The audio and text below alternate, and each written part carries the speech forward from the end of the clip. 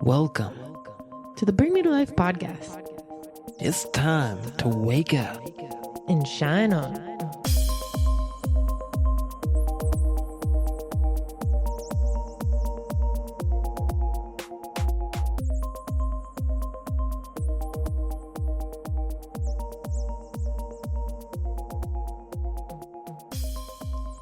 Welcome everyone to this episode of Bring Me to Life podcast. If you've been here before, thank you for returning. And if this is your first time here, welcome. My name is Selomon, and I'm always joined by my co-host, Shannon Shine. Hello, humans and other beings out there tuning in with us. Thanks for waking up and shining on with us. Yeah, thank you. And we have returning for the second time in 2 weeks, BP. Welcome. Hey, me again. Thank you for being here. So, how are you today? I'm doing well today. How are you today? Doing pretty good. Yeah, there's a lot going on, to be honest. A lot going on. Feels like time is, it is an illusion, but yeah. I don't know. I feel like sometimes I feel so much anxiety, but then when I relax and calm down, I'm like, okay, it's not actually too bad. Yeah, I think the holidays have set off our collective energy a little bit. Yeah.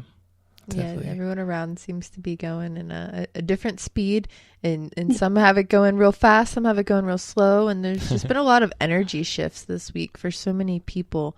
Yeah. And I feel like there's the wave that we've all been feeling really kind of crashing down around some, but it's like skyrocketing the energy for others. So it's an interesting time to be alive. Definitely, you can say that again. 2020. My goodness. So our last episode 181, for anybody curious about that, we got into a little bit about channeling and creativity and expression and stuff like that. We didn't get too far in depth about what it really means to us and how we practice our channeling. So that's kind of what today is about, is our process, what it means to us, and how we work with it.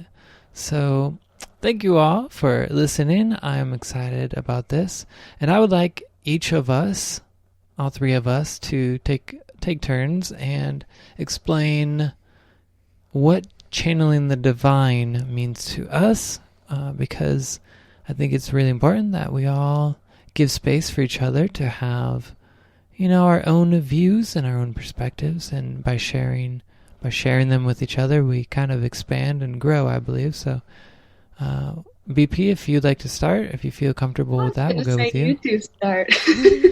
That's I fine. hope you start this time, since I got to do a lot of chatting the last time I was on. Your turn. All right, let's go with Shannon. Are you okay? You want me to kick it off? Yeah, you always feel that. It seems like you always have something to say. So I'm talking about how I channel with my art. Is that what we're going with? Well, I said, what does channeling the divine mean to you? Because our experience that we're doing together is channeling, divine expression, creativity, but divine could mean a lot of different things for a lot of different people. So I just wanted to get each of our perspectives on what, quote unquote, channeling the divine means. I see. Well, I do a lot of my channeling through my art, but I guess I also do channeling in my everyday life. We talked a lot about that in the last episode too. BP actually mentioned how back in her earlier years, she would channel advice for friends, and I feel like I was typically that friend as well. People just seem to be drawn to the energy that I have, where I feel this push to share, and I've had to really kind of find boundaries with that, because I realize not everybody wants an opinion on their energy or their what they maybe just want to vent. But I found that a lot of people do kind of appear in my life because they want me to channel for them. And I have a few friends in particular where they'll just be kind of venting, and I'll be like, okay, do you want me to like go into channel mode for you? And a lot of them seem to be really grateful because I just kind of like flow with whatever. And it sometimes comes out pretty bluntly too. And it's like blunt love because I'm always like, oh, I didn't mean for it to come out quite like that. And then they're usually like, well, I needed it to be said that way or I wasn't going to get it. And I sometimes have to say it multiple times. So that's kind of like a way that I channel in my day-to-day life, where it just feels like it's not just guidance coming from me. Sometimes I'm like, where did this information even come from? And I find myself drawn to wanting to understand certain things better. So that's part of my channeling experience. And then other ways I channel is I channel with spirits that have kind of crossed over or transitioned when they feel a need to kind of connect with those here in the physical world, which is something I don't talk about a whole lot because I don't like the term mediumship really, because it's not exactly what I do. And I think BP touched on that last episode too, where it's like, I feel like channeling's a little bit different than that. And somebody once asked me what the difference between channeling and like intuition is. And I think channeling's when you tap into your higher self or another soul's higher self, where your intuition is kind of like your personal guidance system. It's more inner. But yeah, and then I love channeling through my art, and I don't know if that's later in today's discussion, but I use channeling when I design my jewelry and all kinds of stuff. I saw like what channeling the divine means to you. So do you believe that when you're making your jewelry, when you're crafting and painting, do you believe that is, channeling the divine? It's definitely channeling something. I don't like to take credit for all of it, especially specific like collections I'll create. I'll be wandering around the woods or the water and I'll get a thought like, oh, I should make an elemental series and it should be these colors and I should use these stones. And like some people might say that's my imagination or my creativity, but I feel like I'm making it in honor of almost like those elemental spirits or those divine spirits or the fairies or something like that. Like it's not just me there. It feels like there's something beyond it. Mm-hmm.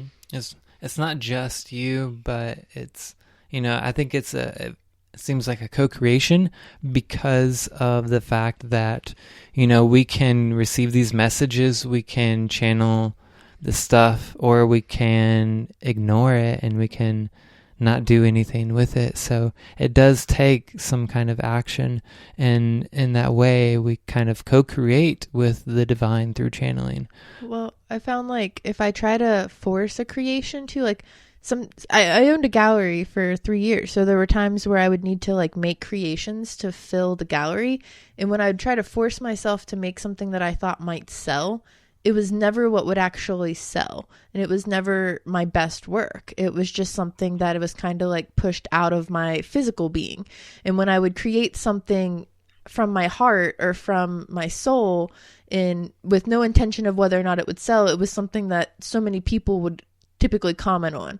And I won't say that happened every time I created something from my soul, because there's been times that, people don't see that side. But it's always interesting to me. I'll be like, oh, I'll create this thing. I know everybody will love it. And it's just like almost like machine made or something. It's not the same as something channeled from spirit. I like that a lot. So I guess I will say what, channeling the divine means to me, and then we'll get BP's take on it.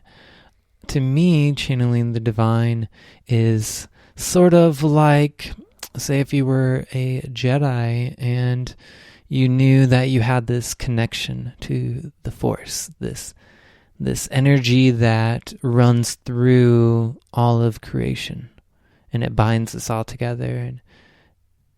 And being a Jedi, when you're able to channel in that energy, you're able to do more than just your 3D self or your physical self, where, you're controlled by whatever ego thought. So channeling the divine, you kind of transcend that, you raise your vibration, and then you get to co-create with this higher energy. And I know it means a lot to so many different people, and I think one thing I'm really trying to do is hold space to be more open to, having my own beliefs in the divine and coexisting with other people who may have a different kind of view, which I think is okay. So to me, the divine is some higher energy, like the great central sun, the sun that's in the very center of the universe, the point of all creation. And being able to channel that is just allowing that knowing of how connected you are to the all, to the omnipotence of existence. You allow that knowing to flow through you, and you just be open to what happens. And like Shannon said, sometimes you let go of those expectations, and you allow that energy to flow through, and something unexpected and beautiful can come through. So that's a little bit of what it means to me. I'd love to get BP's take on that. That's a very poignant answer, both of your interpretations of, connecting and channeling with the divine are so elegant, beautifully worded. They felt very moving to listen to. Sometimes when people hear the word divine, I think that brings up different feelings in everyone, based on their lifetime here, their beliefs, and I don't know, a lot of factors. And so when we say channeling with the divine, I suppose to me, the divine itself isn't so much what is in question, more as channeling something larger than myself, meaning not always channeling from me or within. I liked what you said about overriding the ego a little bit. Ego not in the egotistical way, ego in the spiritual sense, or our inner voice, or that sort of logical knowing self that does guidance or makes things. I feel that channeling the divine is a little bit of the override button and allows you to connect with something larger or bigger than self, or multiple bigger things depending on your channeling, and allow that to come through you to earth, sort of like a middleman, which is maybe not the most spiritually used wording, but to me sometimes it feels as though being a channel is literally that. You're the channel for the divine energy to go through you to the world, or to your project, or to your friends and family when you're giving them advice. And I also liked what you said, Shannon, about being the advice friend, of course, and giving the guidance to people that sometimes maybe they don't expect, or it comes out just in a certain way. All kinds of things can just come out as the guidance friend. But that is something that's really frequent in my own life, being the advice friend professionally and personally. And what happens is usually the advice given, or the words that are said, or the guidance that comes out when we're channeling the divine, is somehow exactly what needed to be said in that moment, or was exactly what the person needed to hear, but there was no real reason we would know that. One of the main things I've noticed in channeling is that the divine, this larger than me, can see more than me. So it can bring more guidance and advice in ways that the ego self isn't allowing. It's like an expansion, I guess, would be the best word to describe channeling the divine. It's expanding my capacity as a vessel. That felt a little bit scattered. I hope that answered the question. No, I loved it, especially the last part where you said it helps you to expand your vessel.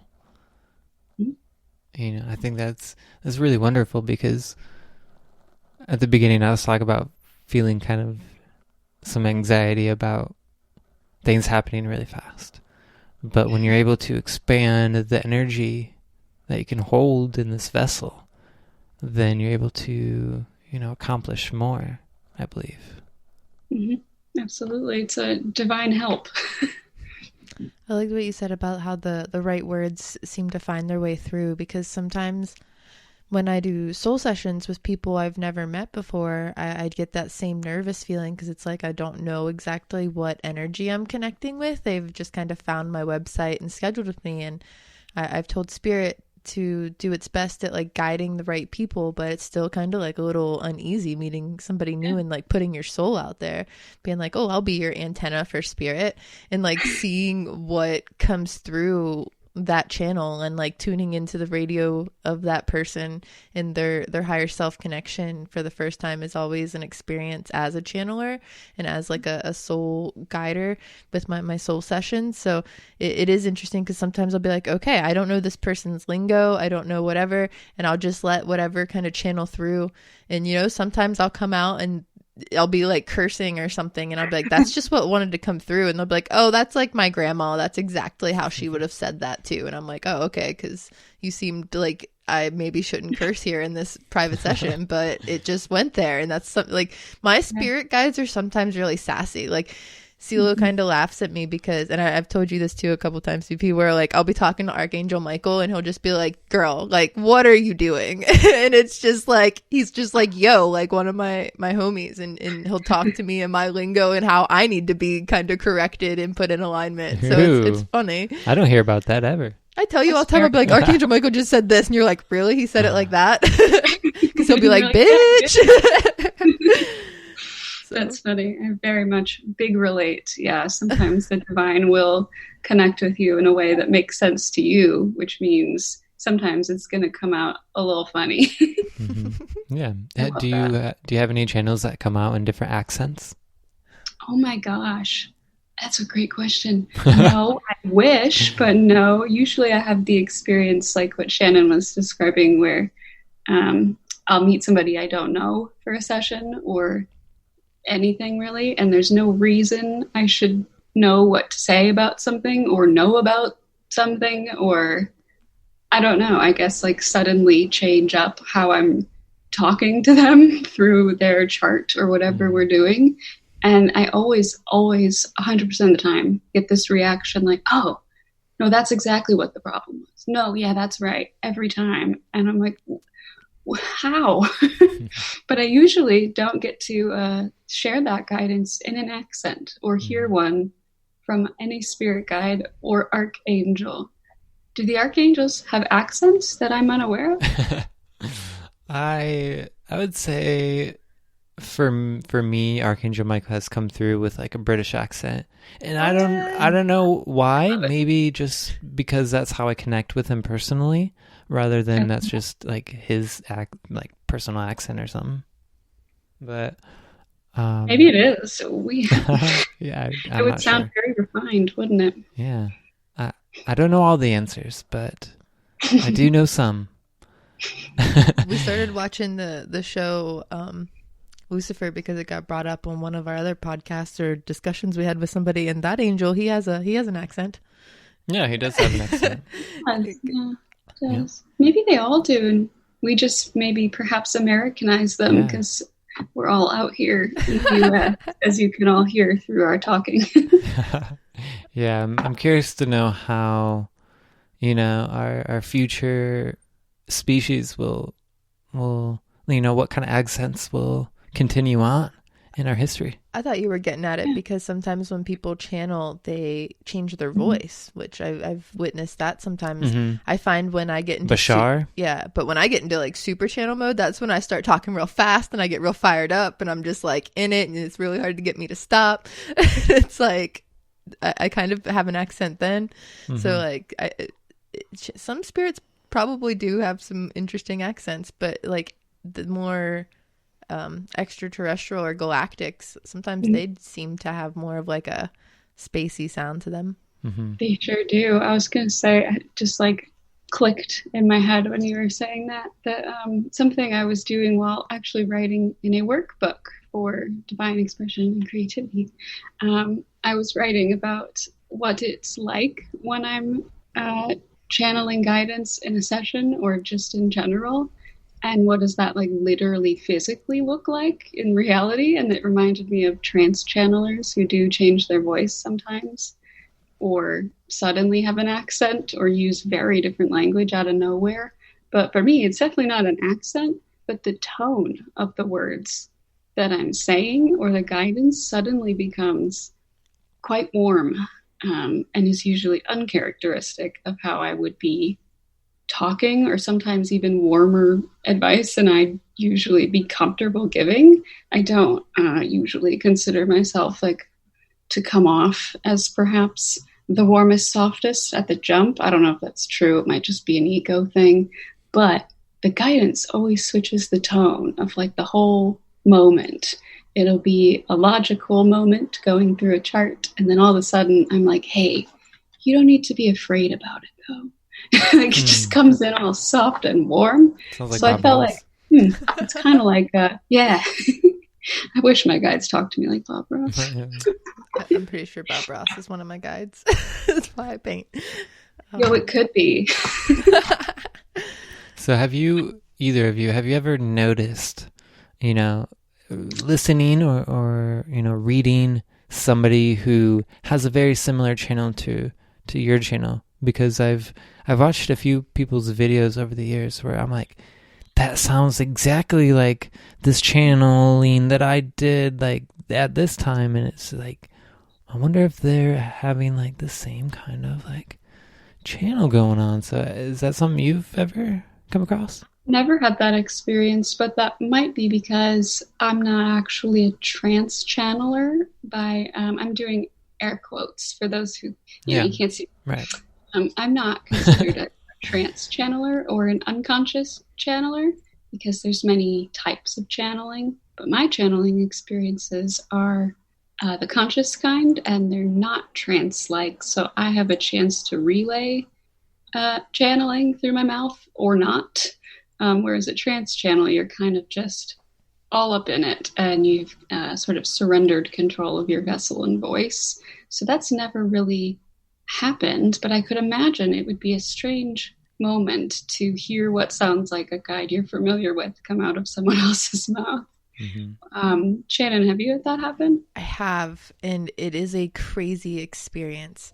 I actually interviewed somebody for Awakening with the Girls that I haven't released yet, and her name was Naomi Love. And we were talking, and she started talking about her mission. And I was like, your mission statement is almost word for word my mission statement.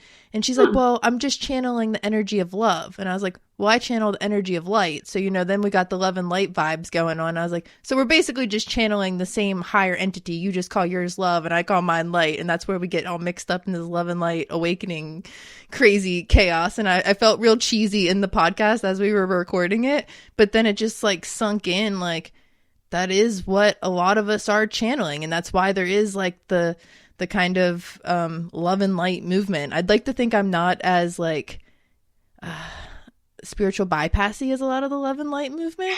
But, and like, I say that in a non-offensive way because we need more love and light in our world. But I try to be realistic with it. But it was just wild to have somebody like, she was in her channel mode and I was like, vibing with it, and I'm just like, wow, this is wild to have somebody like almost word for word channeling similar things.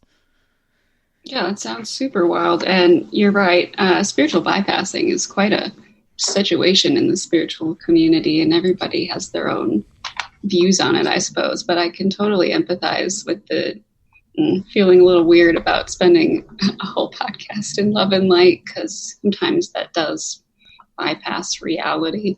But I imagine it would be very odd to hear my guide's tonality come out of someone else. That's not happened yet. It's very perhaps mirroring and reflective. Thing. Very reflective. If that ever happens and I'm around, I want to hear it. Let me know when that's happening. So that's interesting. Mm-hmm. Definitely. So I guess this will be a good time for us to maybe get into our own practices of channeling. Yeah. And because we each have like a few different ways of doing it, so I'd like to kind of get our own personal ways of doing it. Does either of you want to start with your experience and channeling? Like, how do you get into it? What's your process? That's a good question. You can go first if you'd like. Getting in the zone. So I guess I'll start with like when I get into a session. Like when I'm doing a soul session with somebody, I'm doing some straight channeling usually because they're typically coming to me for guidance. And like I said, I don't always know the person, which is a little different than when I get into channeling mode for art, where I'm like getting in it to release my own emotions and my own energy. For a session, I'm preparing myself to channel someone else's emotions and energy with them. And it's sometimes intense. So I typically like to sit with my little candle and kind of close my eyes for a moment. And I don't really always go into like a full meditation because my mind can start to wander. So I try to like release my own emotions and my own perceptions and expectations of whatever's about to come through. Like I don't want to assume, oh, this person could be coming to me for this, or this, because I just want to leave myself open for the guidance that spirit wants to come through so that I'm not being a biased opinion. And I re-listened actually to the episode that we did with you a couple weeks ago, BP, and you said something about how you were a big safe zone for a lot of people, and that really resonated with me because when I go into my soul sessions, I try to go in as safe as possible and not have any of my personal trauma experiences reflect in what somebody is about to share with me, whether it's them in the physical or the spirit is about to share, because sometimes I get people who have either or dealing with the loss of somebody in like a suicide or a murder or a car wreck or something like that, that's really intense. And I have to like prepare myself to channel whatever message they're about to come through. So I really ground myself.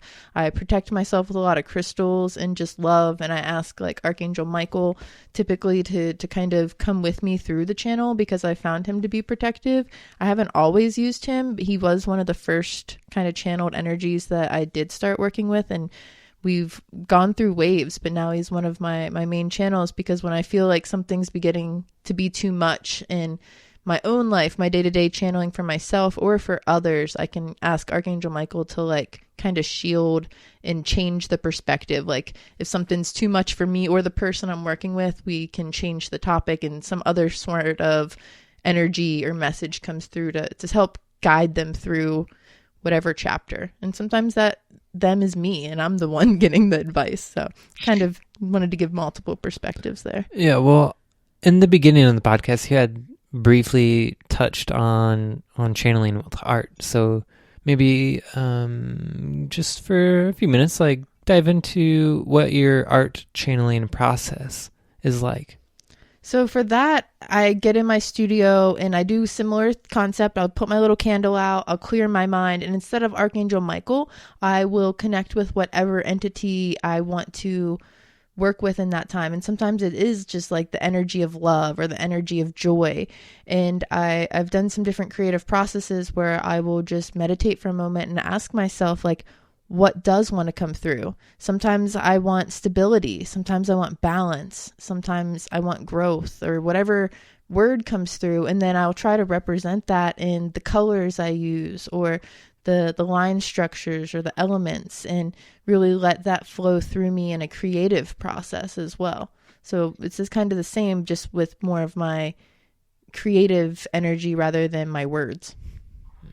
Yes, I think that's beautiful, and I'm grateful for you to kind of describe that a little bit. And I believe that we are going to have a Divine Expression Challenge soon where you will lead everyone through a little exercise. Yeah, I'm going to want you to get some creative supplies, and we're going to meditate and just feel into what our soul wants to attract most to them, channel to them, through them. And we're going to create some magic. It's going to be beautiful. Mm-hmm. And that will be happening on December 16th at 8 p.m. Eastern Time. It's a Wednesday in 2020.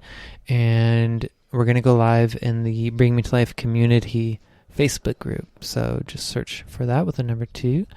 And awesome. So BP, if you're ready, could you maybe describe a little bit about your channeling process with your counseling and your astrology forecasts? I definitely could. I also wanted to say, Shannon, I loved that you were talking about channeling in like a word, like balance or love or light. And I felt like you're sort of channeling maybe a frequency.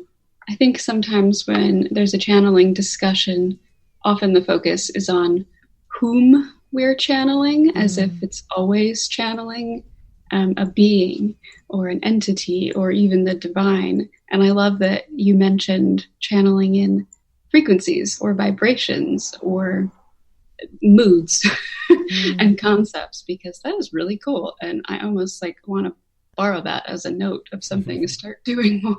A lot of my art actually has hidden words behind it. Like the first layer of a painting is often that word or that message. And then it's kind of hidden with layers and layers of that frequency, like a song. Oh, that's super cool. I love that. I wish I could. You got to figure out how to get more frequencies into astrology. I like it. Well, it's kind of like the layers of the nodes and like the different, it's just a different structure. It's a little bit more mathematical. It is, yeah. Which I guess that leads me quite well into my channeling process for astrology and channeling, because I often describe myself as a bit of a logical type, which doesn't really, we're all logical types, but I often identify with that as a Capricorn. I'll say things like I'm a left brainer, or I'm very logical, mathematical. And so when I, channel, that part doesn't have the same frequency or vibration as maybe the math of a chart that I might be doing with someone. I think the best way to describe it would be to give you an example of what it would be like when I'm about to enter a session with someone, and a session meaning counseling or astrology. And I like that you also mentioned that there can be some heavy stuff when you're working one-on-one or in groups with people who are seeking safe space. Because if we need a safe space, there's probably something that needs to be held in that safe space very badly. And so grounding is super important. But usually I'm the type to call in the whole squad in my channeling experience. And it's something I learned from a mentor a very long time ago, was how to do an invocation before beginning something, whether it's a personal thing or a professional thing where I want to channel. So that way I feel that I have more control over turning on and off that channel. Sometimes we don't want our channel full blasting while we're trying to fall asleep and other things. So I like to feel like I have sort of an on-off button in a logical sense. And if I were to be going into an astrology or counseling session right now, or even going into a personal channeling tool like writing or divination that I use in my free time, I would first just say, either like aloud or in my head, invocation of all the beings or guides or energies that I wish to work with, and making it very clear that that is only whomst I wish to work with, so that my channel is not borrowed by any energies or frequencies that I don't want to participate with. Usually, it's always beginning with calling in my guides. I like to work with angel and archangel energy, usually galactic energy, due to my starseed origins, which is a whole other topic. And sometimes it's ancestors or my higher self, or earth energy, or just source energy. And like Shannon described, sometimes I don't know the people that I will be working with before I work with them. And so in that case, I just ask that their higher self be the filter of whomstever guides on their end of the party comes through, because I want them to always have the permission over who and what is channeled. I have no business channeling their guides if they have not given explicit permission through their higher self to do so. Sort of like a spiritual law of respect situation. But that invocation doesn't take very long for me personally when I'm doing astrology and counseling. It's just a few minutes. I did it even before this podcast. I like to have my crew with me. And when I'm finished with a session or something of that sort, I also close it up or give thanks and gratitude for their channelings and presence. But in the middle, it's a whole lot of channeling during counseling or whatever activity it is. And sometimes it's just intermingled in what else I'm doing, like giving my own advice, using my educational background to give advice, or astrological knowledge sprinkled in with channeling that likes to come through all of it, or direct my attention to something different that maybe I didn't plan to do, a chart, something like that. and then it's all closed up. So yeah, it's a very verbal experience, which makes sense for a verbal channel. I like that. So, do you have anything that you do, say, after you have a session with somebody and you channel all that information? Is there anything you do after to do you like wash your hand? I know some people who wash their hands or anything like that. That's interesting. When I was practicing Reiki as my primary business as a Reiki healer and teacher, that was my business before astrology. If anyone doesn't know, I had a studio. One thing we learned through Reiki was after working with someone, healing them with your hands, to use like a smoke cleanse on your hands. And I always did. But when I began counseling in astrology, I haven't really felt the need to do any type of ritual or activity to shake off the energies that may have come at me, because I feel that I've set quite a boundary at the beginning before I went in to only be, channeling or working with the frequencies that I want. So I don't feel that I've usually taken on anything. It's something really cool that I got from my more traditional or whatever education in psychology and in therapy was you learn a whole lot of skills for one-on-one interactions in sessions of traditional mental health therapy to not take it home with you, to be fully there in empathy, but only for a short amount of time, because you would completely blow up if you took home, 10 clients' problems every day. So those are skills that I get to sort of borrow now later on. I think, sorry, that's loud. I think that's why I don't have like a specific ritual for afterwards anymore, because the boundaries are so well established, they don't really leak. What are your rituals for afterwards? For me, I actually have one for before that I think is interesting for creative, since we're talking about divine expression. When I paint, I find it kind of funny, but I naturally paint better if I like get a shower and cleanse my whole body first. And I'm always like, why would I want a queen to get dirty and get all painted? But it's like the best practice. And I always am like super excited. I'll be like doing something midday and I'll be like real dirty and I'll be like, I'm going to get a shower and then paint. And I'll be like, this seems so silly, but so right. And I always enjoy it. And then after, I'm always washing my hands and cleansing my energy. But I feel like because I get that shower and I release any of my stresses from the day, anything I've done, it allows the channel to come through cleaner. Mm-hmm.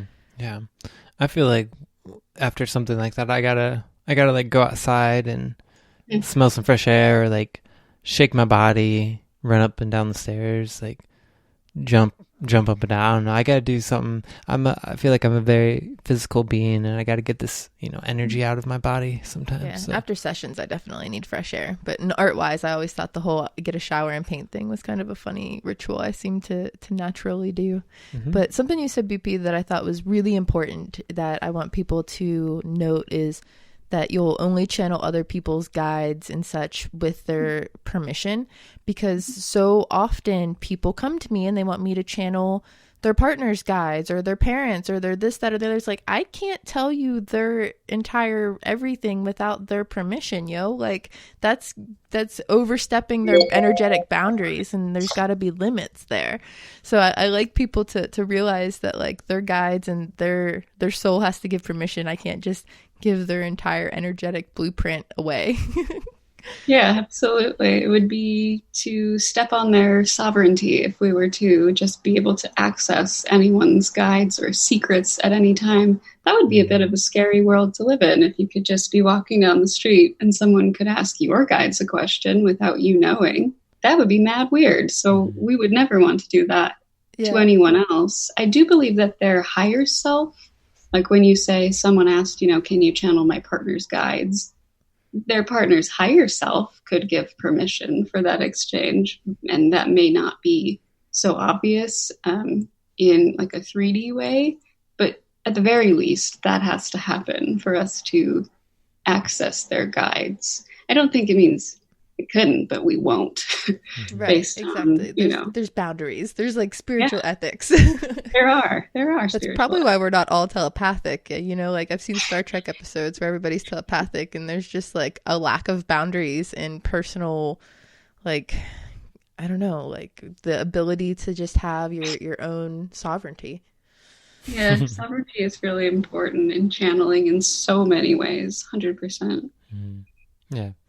I think that channeling the divine, you sort of have to give your permission. Like with the angels, they say you have to give them permission in order for them to help you and assist you. And, I think it goes into a lot of different belief systems, including a lot of religious ones, like Christianity. They say you have to accept Christ, etc., etc. It just seems like a whole theme with like spiritual consent. Free will. Yes, because we do have free will. Like I said, my friend before, like he knew he was supposed to go somewhere, and he said, "I'm not going to do that because I know I'm supposed to do it, and I'm going to see what happens." Oh, okay, well that's like spicy free will. Yeah. He's been frustrated about it ever since. It's one of those when your spirit guides make it very clear, and then you do the opposite, and then something happens, and you're like, "Oh, okay, now I understand why I got that warning," and I'm just stubborn. I always like the meme where the spirit guide's just like an angel with their like hand on the forehead, like again, like we're going through this control drama again. But Celia, before we forget, what's your process? How do you get into channeling? My process is clearing myself, getting focused, bringing all of my attention into the moment, and then in breathing, trying to clear myself so that it can come through. Oftentimes, to start it off, if I want to do like a vocal channeling, I'll start to talk and ask questions for the divine, and I'll try to keep talking as much as I can, and eventually, oftentimes something will start coming through, and we'll start, saying some answers to those questions. When I'm writing, it's so interesting because when I'm writing, I feel like there are multiple paths to what I can write, and I see all these different words that are like beginning places to these different paths, and I kind of try to attune my energy to the one that just feels the best to me, that just feels the most right. And then I start with that, and I try to just like let whatever come out, and then I'll get into this little rhythm. I'll start flowing, and I'll just kind of like forget that I'm even doing it. But then other times, like it's a process, and I have to. Sometimes I'll just stop and I'll just think about it, because I'm a really thinky person, like analyze everything. And so I'll channel a sentence or two sentences, and then I like analyze those two sentences and just stare at them, and then I have to like, oh yeah, just like get back into it. Like it doesn't matter. I think, with writing, sometimes it's better to just write it all out, and then if you want to edit it, you can do it all after. But with like the artist way, she says just write and don't look at them. She also says that usually by like a page and a half, you're into like channeled flow state. Like you get past that angst of not wanting to do it every day, which I know I felt. And then like after you start writing about a page and a half, kind of like you said, like you're just in it.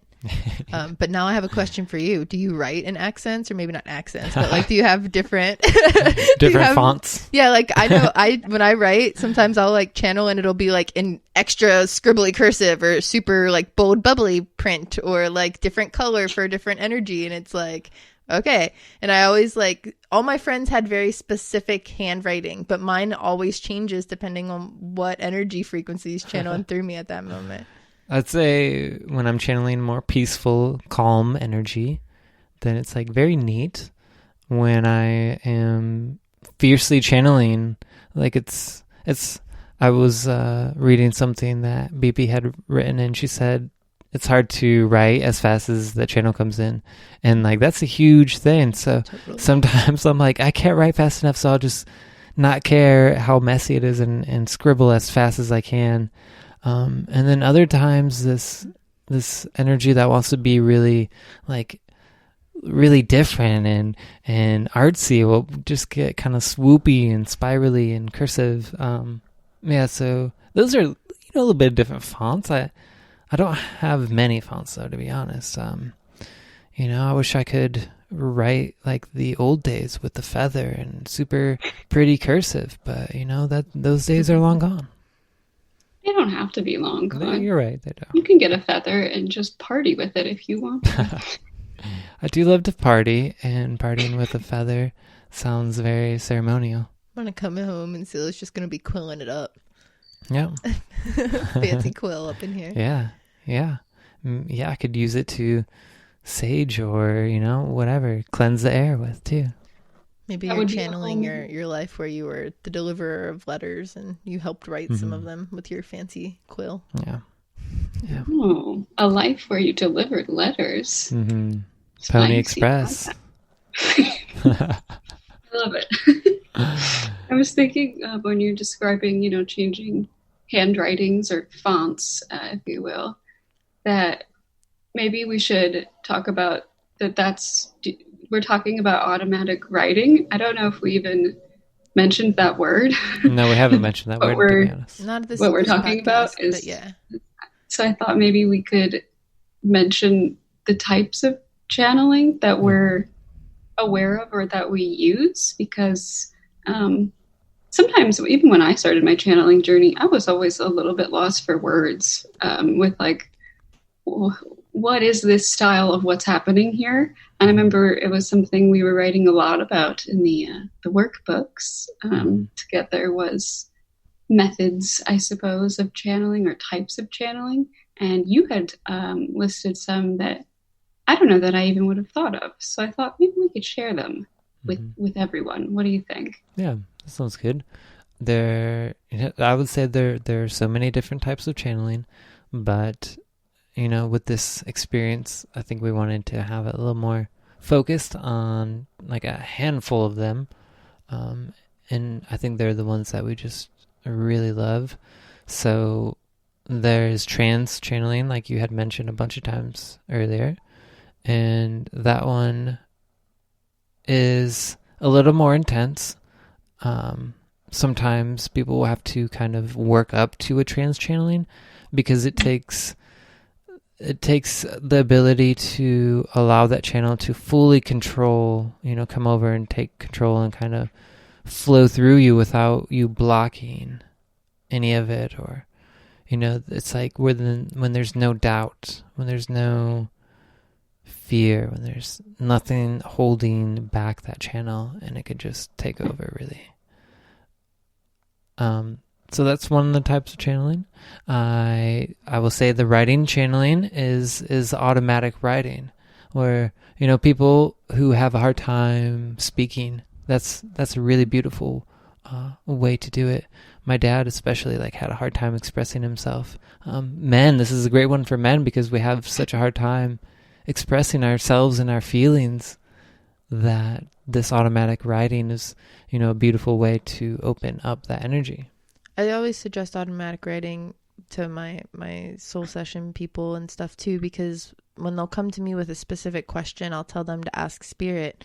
And when they ask me how, I'll be like, well, if you can't hear the response in your heart, write it down on a piece of paper, like you're writing a letter to someone, and then just sit for a second and allow yourself to just write the response as if you're reading it in your mind. Like, what is God, spirit, divine, angel, your mom that passed over, like whoever you want to channel and get the advice from, like, and galactic beings, like whatever, like channel, or even the frequency of joy or light. Like, how do I get more joy in my life? And then you just write down whatever comes to your mind. And I used to do this to connect with my mom when my mom passed, because I would pretend that I was like writing her a letter, and then I would imagine that she was writing me the letter back, and it was usually in a different form of handwriting. I wouldn't say it was her handwriting, but it wasn't mine.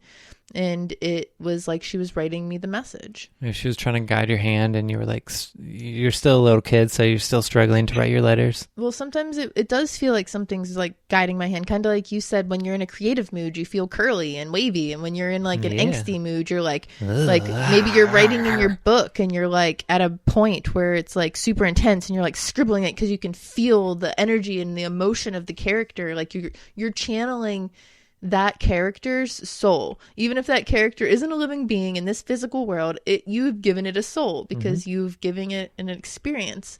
I saw somebody in the chat say that when they write their new book that they're working on, when they write a chapter of it, they channel a new frequency, and it's exhilarating because you've given your characters souls and they live within you. And I always like wonder if I'm just a character and a soul somewhere having an experience, and that's why life's so crazy, you know? We're all characters in a play. Actors in somebody else's movie. Cool. Well, I think we can all be in our own movie, right?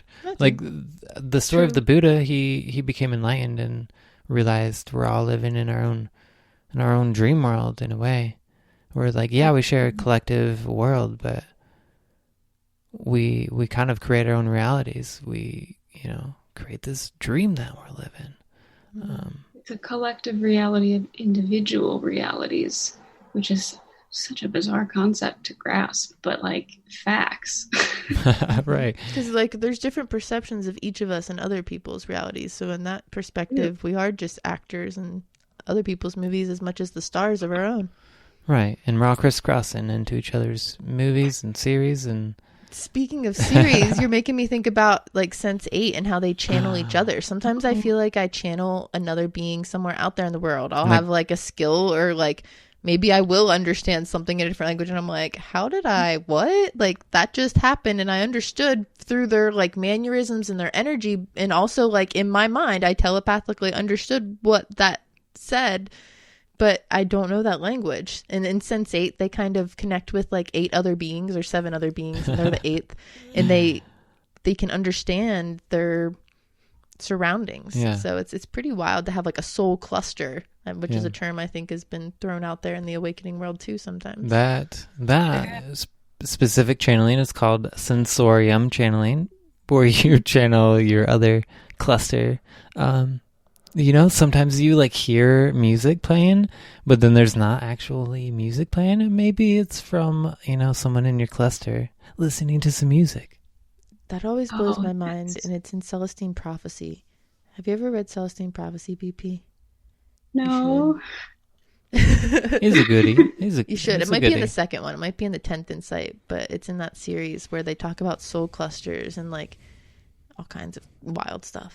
Yeah. So I've read literature on, soul groups and soul clusters of sorts. I feel like there's quite a lot. They just call them variations of soul clusters or soul groups, and some people call that when you can sense maybe what someone else on Earth was doing, or you hear the song that someone else was listening to. I feel like, wasn't that one of those like remote viewing type of situations? I think it's more like feeling the energy, because we can read energy at any time. But I think there's a lot of words for it. Yeah, you and I had a discussion about that on one of our upcoming podcasts that's going to get released. And it was like, you mentioned how it's interesting how there's all these different galactic channels, and they don't really like reference each other, but they reference similar things just with different termage and like verbiage. But it's just wild how they don't really look into the history or connections of it. They just go for it, and it kind of proves itself where it overlaps. Yeah. They do. They say the same things sometimes, but in different words, because it might just be a universal truth, but the language is always different. Yeah, kind of like the term soulmates. The language there makes people feel like they're mating, but usually a soulmate's somebody who's like changing your life in a big way. So like I've been calling them like soul connections instead of soulmates, and people sometimes get confused, but that's one of those terms that can be misleading. Well, thank you, Shannon. That's very wise words from you, and appreciate you and BP going back and forth with your wise wisdom. I'm a great distraction. Go back to your channeling opportunities. What other ways can we channel? Well, okay, I'll just go through these real quick. There is vocal channeling, like BP does a lot. The writing channeling, automatic channeling. Trans channeling, we sometimes call the flow state. If anybody hears that, you can get into a flow state. Art channeling, which you had mentioned earlier, and then music channeling, which is really powerful because music is just really a universal language where you can go anywhere in the universe, play some music, and it's not like having to learn a language. You just listen to the frequencies, and if they're like harmonious, and you can pick up on the energy that's transmitted through music. So those are the ones that we'll be focusing on the most in our Divine Expression experience. And so if you are interested, you could check that out on bringmetolife.com. Just look for the Divine Expression and Creativity event. And we're going to have some cool stuff coming up. I'm just curious, between any of you, if we have anything we didn't get to that you wanted to talk about real quick before we get into the end meditation. I did have some astrology I wanted to share. Yes, astrology update, which is, something I'm really excited about. Go next. But... So we do have the astrology update, and then we have a meditation. But yeah, I just wanted to let everybody know that we're kind of coming up to the end of the episode. I want to make sure we respect everybody's time. But yeah, I'm excited about your astrology forecast. I brought some actually kind of good news to the function today, and I always love as an astrologer when I get to bring a transit that isn't the worst. Yes, good. Yeah, you have to be a bearer of bad news sometimes, huh? Well, much of the time, yeah. Sometimes the stars really want to mess with us, and it's 2020, so you can probably imagine the stars were like, ah. You really confirmed my world the last little energy forecast you gave about how energy from earlier this year was coming to a full circle. Like, I had a lot of different things that indeed, you were very confirming. Well, guess what? This one is going back to that same point of year because it's the same eclipse cycle. And I think would be really fun is while I give this little update at any point, I want to hear if you're feeling it, these transits, because sometimes I get to give like a synopsis of what the energy is doing, but not often do I get to hear others' experiences with it. So if I say some things, will y'all let me know how it's feeling for you? Uh-huh. I usually let people know how I'm feeling. It does. Perfect. Let's hear it. Okay. Well, if you guys are down for I can fit it in 3 minutes, I promise. But I brought an astro update. There's a really big astro event on December 21st that I will talk about on the Facebook Live that we are all doing together on December 16th. But I would be, remiss if I didn't mention that the big astro shebang is upcoming. But I want to talk about one that's even sooner because it's one that I've been talking about pretty much everywhere on all my platforms and personal life, and it's eclipse season. And eclipses are one of the most dramatic, sort of shocking things, I guess, in astrology and in the astro community. Eclipses have this reputation in the astro world for being kind of sudden, where they bring really big changes. Sometimes they blow up people's lives. Usually it just means something really abrupt will happen, but eclipse seasons are usually, longer. And during that time in the middle, we all feel like we're in a void and the energy is bizarre and chaotic and unpredictable. And eclipses are really important in terms of growth, in terms of portals, if you will, if you're a portal person. So I want to talk about the one we're in right now at the time this is being recorded. It started November 30th of 2020, and will go until December 14th of 2020. Today is the 8th, the day that I am mentioning this.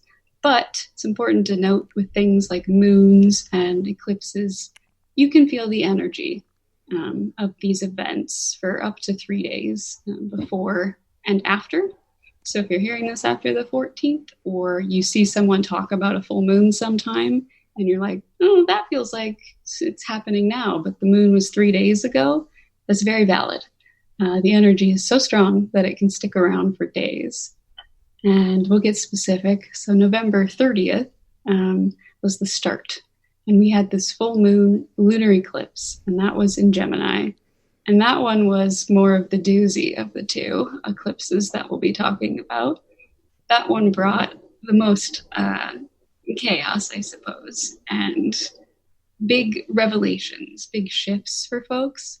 But now moving into the solar eclipse new moon that ends the eclipse season on December 14th, we get a more positive time. It's a more pleasant end to this big old eclipse season. That'll be in Sagittarius. And regarding both eclipses and moons, my favorite hint to give when it's what to expect has been to look back to June of 2020 in your personal life, and especially the beginning of June or very late May, and to look at what was going on in your life. What were your main challenges? What were your experiences? What were your feelings? Because they will probably come back for you during this eclipse, or maybe be completed, perhaps just be similar or have the same theme, but something will be probably connected. And this is because those June days that we're speaking of had a Gemini Sagittarius eclipse axis like we do now in December, which means the themes are like on repeat mode. But I want to tell you the good stuff. The December 14th new moon solar eclipse has some very positive aspects with some of the other planets. And when that happens, we get to get a boost, if you will. There's a really harmonious aspect with Mercury going on for this eclipse. And Mercury is the planet of communication and also of thinking and sort of a mental activity. And in this way, it's a positive boost to our mental clarity and our ability to communicate. So if you've been feeling kind of weird during these last few weeks, this will give you the boost in assertiveness or directness in your communication of your experience. And it's going to help you to kind of step forward with anything that's been hesitant or that you've been unsure about. This energy will help you to execute it and do it. There's also a really positive aspect with Mars, planet of energy and motivation and drive, going on the same day. So it's like a double boost of energy, kind of like almost a confidence boost in speaking our truth or doing that thing that we haven't been doing because the energy's been weird, because it has. You get an extra planetary, some friends on your side. There is maybe just one, I would say, negative aspect to a planet going on that's worth mentioning. And there's a really harsh square aspect to Neptune. And Neptune is the planet of dreams. It's very hazy, foggy, confusing. And so you may have gotten some hits on, things you might want to be manifesting or doing, or maybe just your feels that have come up in the few weeks, or, eclipse things. And that's because Neptune said, I'm going to put some fog on it. And you probably want to move forward, but Neptune has made it like you might be unsure of what the next step is. But the way to make sure you maximize this eclipse while managing the Neptune situation would be to make sure that your next steps are being true to you. So as long as you embody a sense of like no fakeness, No fake positivity, no overlooking your mistakes, no overlooking the stuff that comes up during these eclipses for you, like maybe some June stuff. If we look at that from an honest way and communicate it honestly and think about it honestly, the fogginess will subside after these eclipses. If you take the time to be very clear with it. And I mean, as always, just put your attention into the things you do have, the things you're grateful for, and in the goals that you do want to start, or the things that you felt hesitant about but are now ready to begin. Put your attention into those, and know that your thoughts hold extra power during these eclipses. So when you put your thoughts into the things that are true for you and on your path, that Neptune stuff kind of goes away. Also, I should note that this is one of the most positive transits we've had in all of 2020. 2020 has brought just clusters of nonsense from the sky, clearly, based on the year we've had. And so this is one where we finally get a bit of lightness to it. And I feel like we could all really use it. And the astrology upcoming after these eclipses also carries a lot more optimism and lightness than some of the ones we've had. So I wanted to make sure I mentioned that although eclipses are a little big bad, this one is probably the best one yet.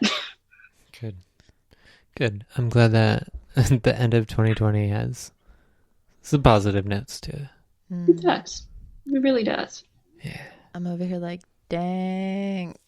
I know that I've been feeling that fog vibe hardcore. I know if my friend Mooney is out there listening, we've been both in this like crazy energy fog and trying to keep each other grounded through the chaos. And like, it's like nothing that feels like it should be foggy, but one of those constants like, am I completely on track? Yeah, I feel like I'm on track, but why do I feel foggy? Like what? And then you're like, start the things, just like take action. And that's been a lot of my momentum, is trying to start all the things I didn't get finished, or like I thought I was going to start.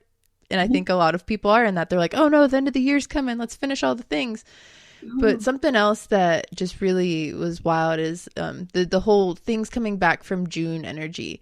I know I was thinking it was more like the collective vibe, but it was really personal for me. I had a lot of family things come up in June that this last week or so have been coming full circle, and I feel it even coming more kind of around the circle in this next couple like weeks or so with the eclipse. And I'm just like, whoa, like as it was happening, I was like, BP called that like last week, and I was just like blown, because just like a fun little fact, I had this album from when I was adopted on my dad's side, and I didn't know who any of the people were, and it came out around June that I found it, and I was like reminiscing as I was in COVID lockdown, and was like, oh, I wish I knew who these people were.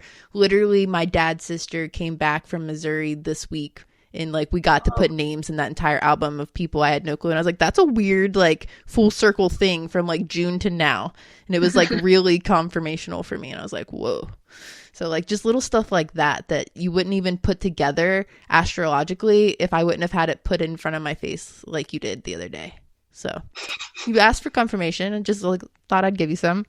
I mean, it sounds like the eclipse said full blast with you, and that's, yeah, all of it sounds pretty much exactly what the stars are doing. So I can almost uno reverso that confirmation that your experience was also mirrored by the planet bodies. Also, I'll mention for anyone listening or for you too, that the signs, like your zodiac sign, I'm speaking sort of archetypally, your sun sign, but any big placement if you know more than your sun sign. People who are Gemini, Sagittarius, are the most impacted by these eclipses. Everyone is impacted by eclipses. They literally like turn the moon dark in the sky. I mean, they impact everybody. But some people get sort of an extra intense experience based on the placements in their natal chart. And so Geminis and Sagittarius, big placements or nodes. Also Pisces, Virgos, a little bit Aquarius, a little dash of Scorpio. If any of those feel like something you're connected to, this would be an extra important eclipse to look out for. But like I said, everybody's impacted. But do you have those? Do you have any of those in your big three? I know I have the Scorpio. I have a Scorpio moon. Scorpio. And you have a Pisces rising, I think.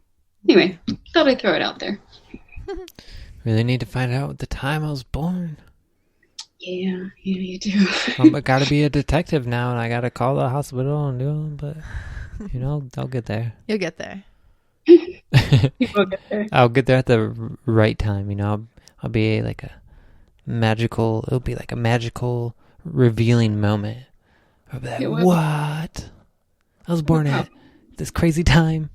We'll find out your moon and rising and be like, you're a whole different person than I thought you were. What? My whole chart has been turned upside down. Oh, that's funny. Thank you for that really good on point energy reading. Yes. We need more of that. I appreciated that. Thank you. Yeah. I hope it helps. Helps with navigating eclipse nonsense, because like you mentioned, it can feel really foggy, or like you wanted to start some stuff, but then the energy is just like chaotic and bizarre. So I think we can all look forward to the closing of that eclipse season. 1 week left at this time. I am so grateful for you coming on and speaking with us once again. Do you have any... Go ahead. I was just going to say thank you for having me. It's always really fun to come on and chat with you all. So yeah, just was going to say thank you. And I'm filled with gratitude for these podcast times. Where can people find your platforms? Oh, I always forget about that. Yeah. You can find me on my website, which is lunarcounseling.com, or you can find me on Instagram, which is BP Online.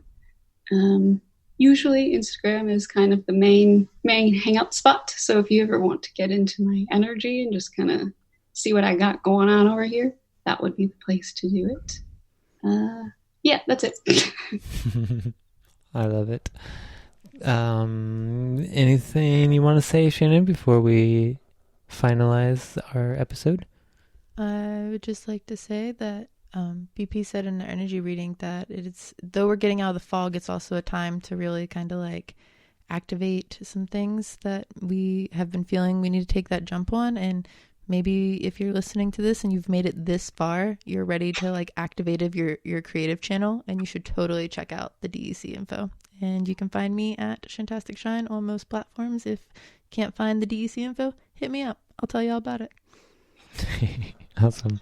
Love it. You can find me at Selomon Official on most social media. And yeah, we're going to do some cool stuff. The Divine Expression Creativity Experience is going to be great. I hope you all I hope you check it out. That'd be really cool. So we're going to end the episode, which is episode 183, on a meditation for divine expression. But I'll just give one final moment for any last words. Last words are still thank you. She's still thinking. All right, good. Appreciate that. Always appreciate gratitude. Y'all have a great night. Stay awake, Shannon, always. Enjoy the meditation.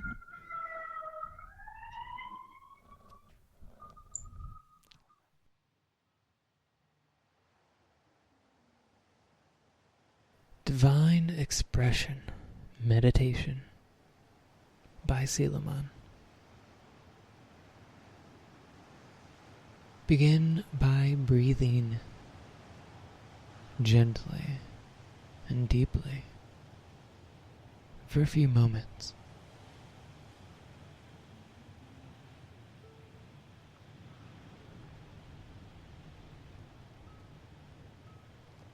And notice as you breathe in,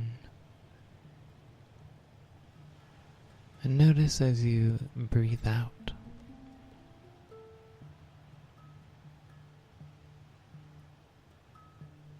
Become aware of that space in between.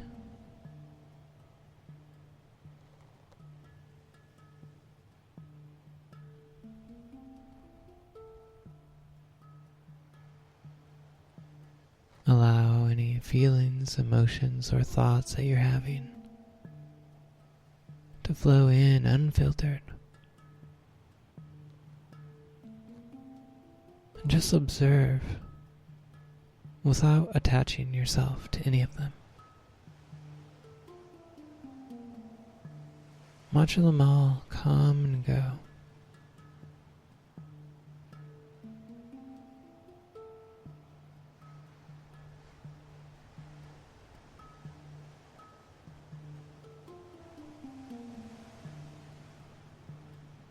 Feel yourself becoming more relaxed.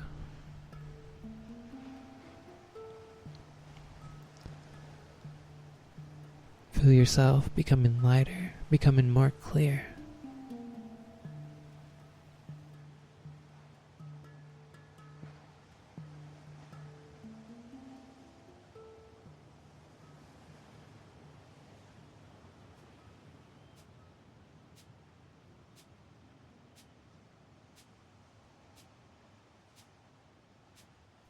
Imagine roots spreading down from your body into the ground.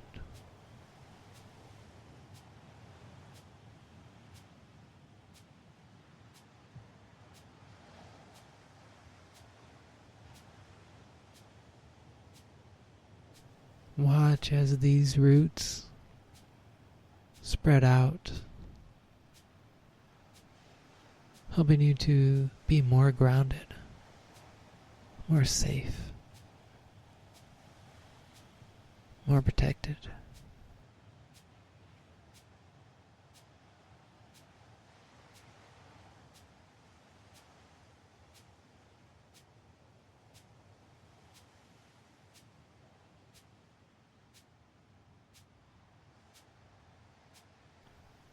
And like a tree with strong roots, even when storms come or the wind blows,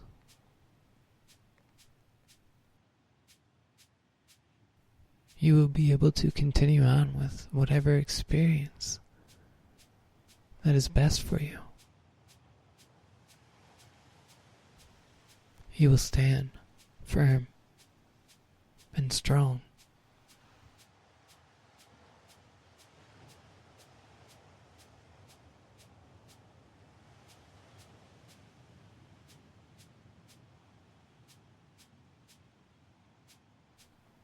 Take a moment to imagine a protective light surrounding you.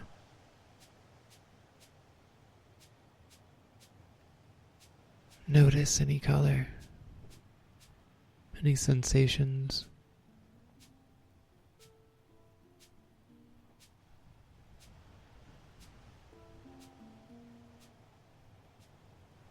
This light helps you to transcend any fear, any doubt. Helps you to transcend any negativity. It helps you to transcend anything that wishes to harm your harmony.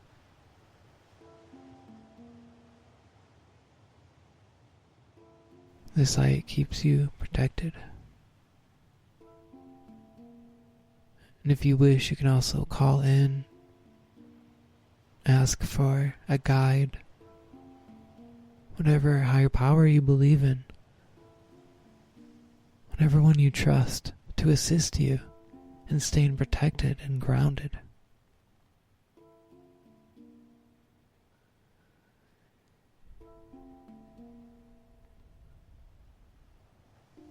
Allow yourself to detach from the ego. Allow yourself to detach from your body.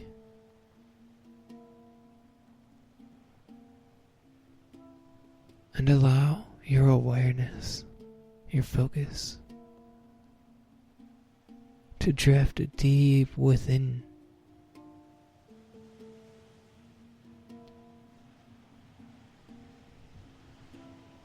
Going deeper and deeper within yourself.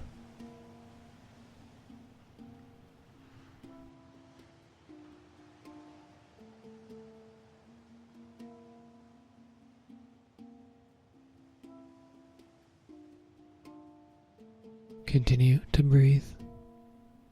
Allow everything else to go.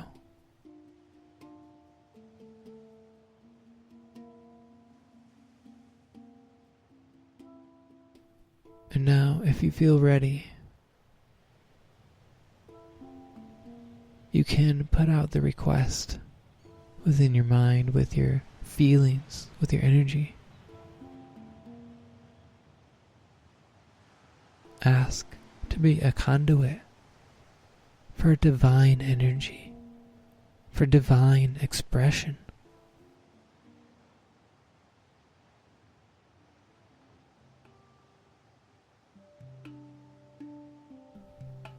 Remember, only energy that will help you to find more harmony will enter in as you continue to feel protected with your guides, with your light, with strong roots.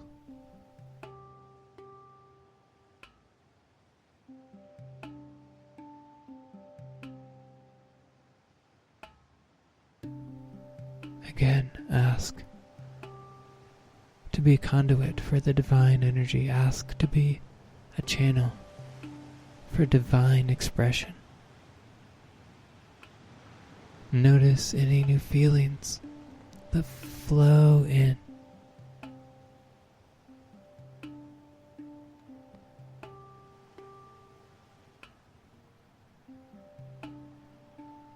Imagine feeling a wave of divine energy arriving.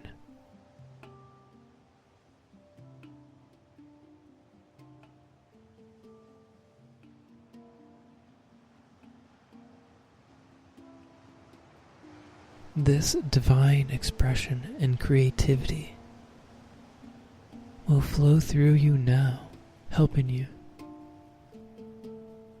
as you feel supported, as you feel appreciated, knowing that you are living with more purpose.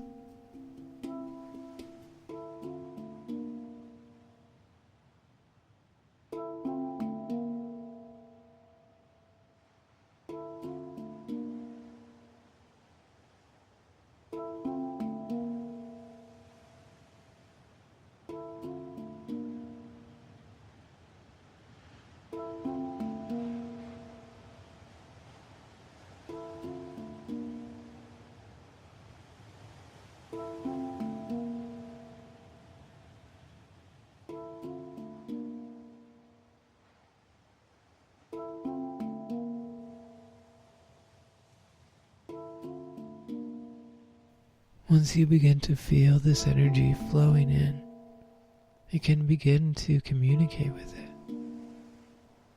Ask questions and see what shows up in your mind, what shows up in your feelings, what you intuitively begin to receive. Or you can just exist with this divine expression, with this divine creativity, and observe it without any judgments.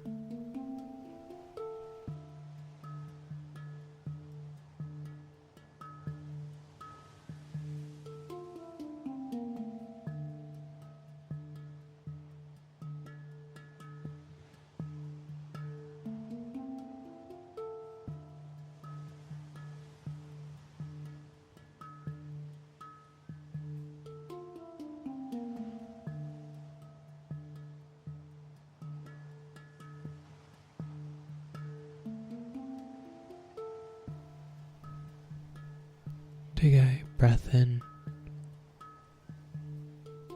and a breath out. Remember to continue to clear your body, clear your mind with your breath. And imagine that energy continues to flow through easier, more clear.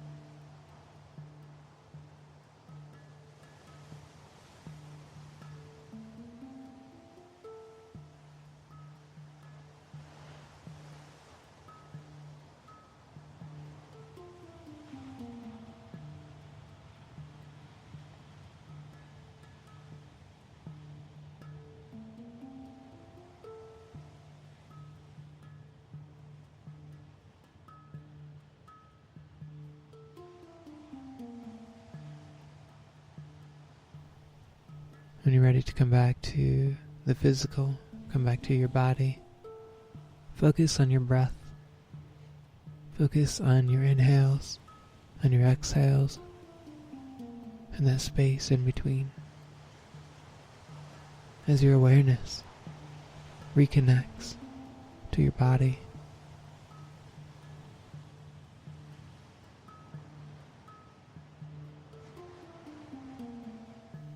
Take a deep inhale. Hold it at the top for however long feels the best. And then exhale. You can open your eyes and begin to stretch your body. Thanks for being part of this meditation practice.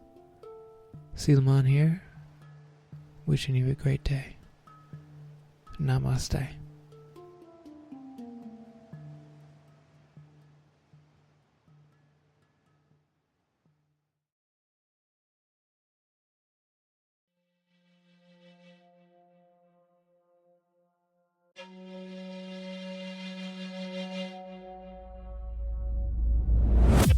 For many of us, spirituality is just the quest to find essence or true meaning and to really just connect with a higher consciousness. Connecting with your spirituality is very important in this life. By becoming mindful of all of that, you can realize where you are and if that is leading you to where you want to go. Listen to the little simple things, because it's those little simple things that are going to shift you vibrationally in such a way that will prepare you to become very intuitively minded and ready to step forward on the next part of your path. I hope you can feel the love that's inside you, it's inside me, that connects us.